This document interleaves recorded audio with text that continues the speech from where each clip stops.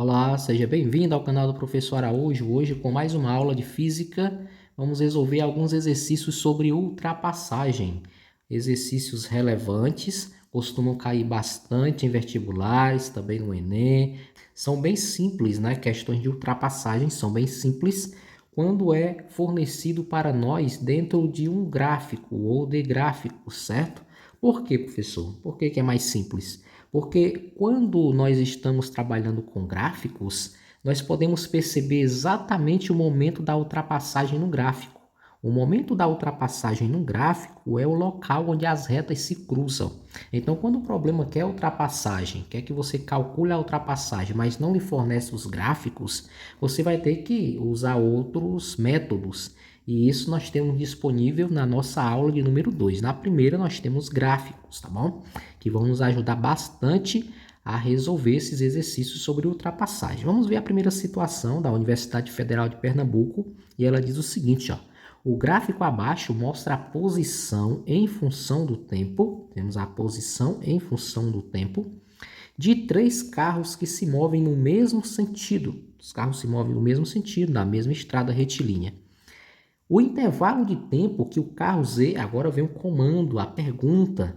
O problema que é o intervalo de tempo. O intervalo de tempo para quê, professor? Para que o carro Z, o intervalo de tempo que o carro Z leva entre ultrapassar o carro X e depois ultrapassar o carro Y. Então, ele quer que você observe apenas um intervalo de tempo. Que intervalo de tempo é esse?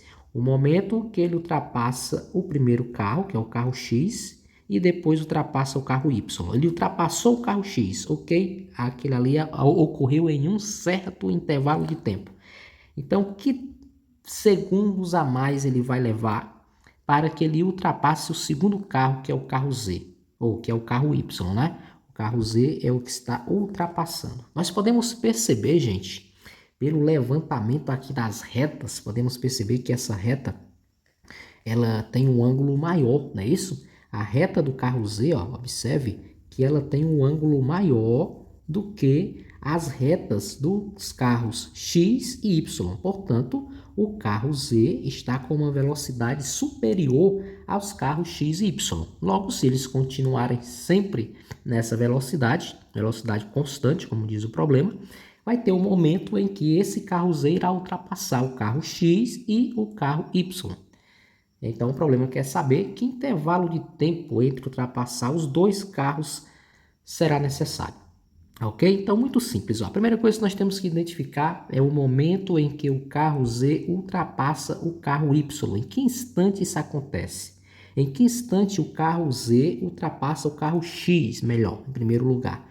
Observe, gente, que as retas do carro Z, o gráfico que representa o movimento do carro Z, e o gráfico que representa o movimento do carro X, eles estão se cruzando exatamente no instante de 10 segundos.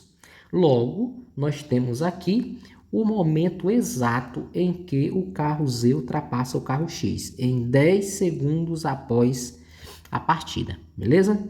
Agora, se nós observarmos o carro Y, em consideração ao carro Z, aqui o carro X já foi ultrapassado, beleza? Foi ultrapassado, velocidade superior, e ele agora parte ao encontro do carro Y. E nós percebemos que esse encontro com o carro Y ocorre exatamente no intervalo de 30 segundos. Então veja que para ultrapassar que o carro Z ultrapassou o carro X no intervalo de 10 segundos, e ele ultrapassou, continuou com a sua velocidade maior do que dos dois carros X e Y, e no momento 30 segundos, de acordo com o gráfico, ele ultrapassou também o carro Y. O problema é saber que intervalo de tempo ele usou entre ultrapassar o X e o Y. Ora, gente, o que eu preciso aqui é apenas calcular o intervalo de tempo, tá bom? O deslocamento aí, ou melhor, o intervalo de tempo. O intervalo de tempo ele é o quê? Ora, é o tempo final menos o tempo inicial. O intervalo de tempo, né, não precisava da fórmula, bastaria você subtrair aqui, né, como eu vou fazer depois. O tempo final seria o momento em que ele ultrapassou o segundo carro, que é o carro Y, 30, menos o tempo inicial, que é 10. ou seja, o momento que ele ultrapassou o primeiro carro. Portanto, nós temos um intervalo de tempo aí de 20 segundos entre a ultrapassagem do carro X e do carro Y. A verdadeira, portanto, é a letra C. Você poderia simplesmente, ter percebido que ele ultrapassou o último em 30, ultrapassou o primeiro em 10, 30 menos 10, 20 segundos e já marcaria a verdadeira sem precisar utilizar a fórmula, beleza?